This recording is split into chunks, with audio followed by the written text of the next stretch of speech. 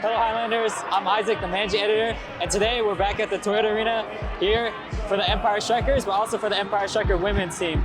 Right now the Empire Striker women's are up 1-0 against the San Diego Sockers. Let's hope they can hold on to the lead.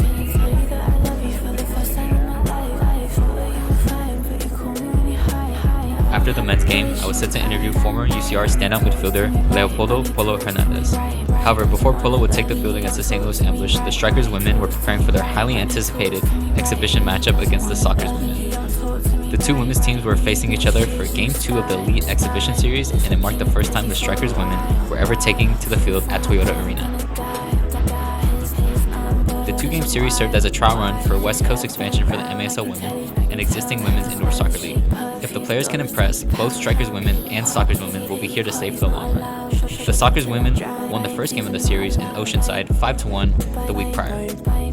The Strikers women needed to win Game 2 of the series to even the score.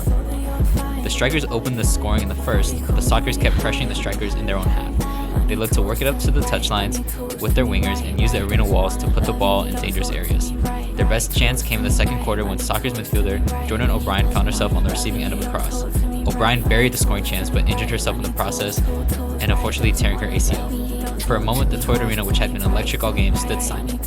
For the players, it was heartbreaking, but there was still plenty of game left to be played. Angela Morales put the Strikers back in front 2-1, but the Sockers responded with back-to-back goals to give themselves a 3-2 win and series victory. MSL women expansion to the Inland Empire in San Diego is not yet guaranteed.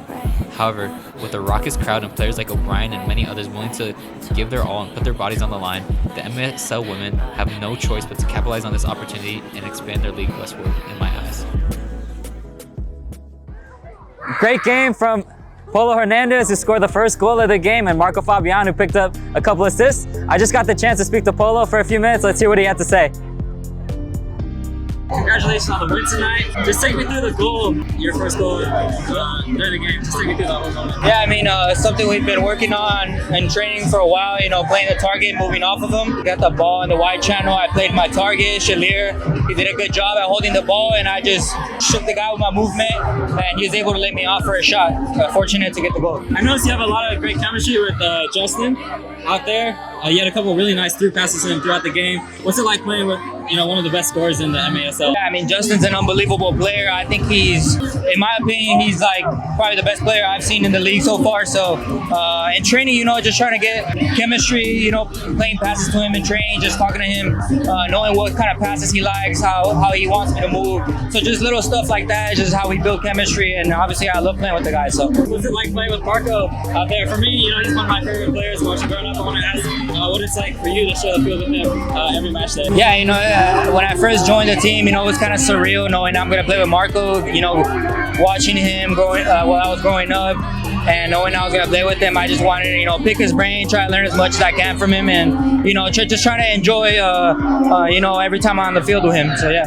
While you're at UCR, you played in some really big games like the 2022 Big West Championship at UCR. What's it like playing here at the Toyota Arena in Ontario kind of compared to over there? I've always said my favorite game of my career and my soccer career has probably been that 2022 Big West Championship. So I'll never forget that championship. The team we had was unbelievable.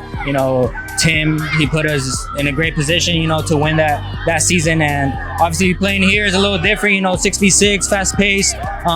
It's taking me a while to get used to the game, but Tim preparing me, with high level players has been good, coming into the league. So yeah. Yeah, that 2022 team was a really special team. It wasn't just you out there.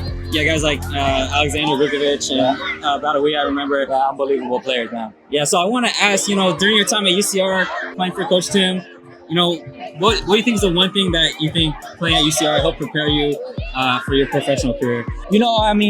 Tim always, I think, I got to give him credit for this. He's always held me accountable for every mistake that I've made or even the good things that I've done. He's always made sure to let me know and let me know how I can fix things. So I think that's one of the big things that Tim has taught me. You guys are going into playoffs after today. What's the mindset going into such high stakes game after a big win tonight? Yeah, big win tonight. We wanted to put a show out for our fans. There's been a couple games that we haven't been able to get the dub here in front of our home crowd. So we wanted to make sure to give them something to remember and to look forward to in playoffs. So obviously we want to carry this momentum into playoffs.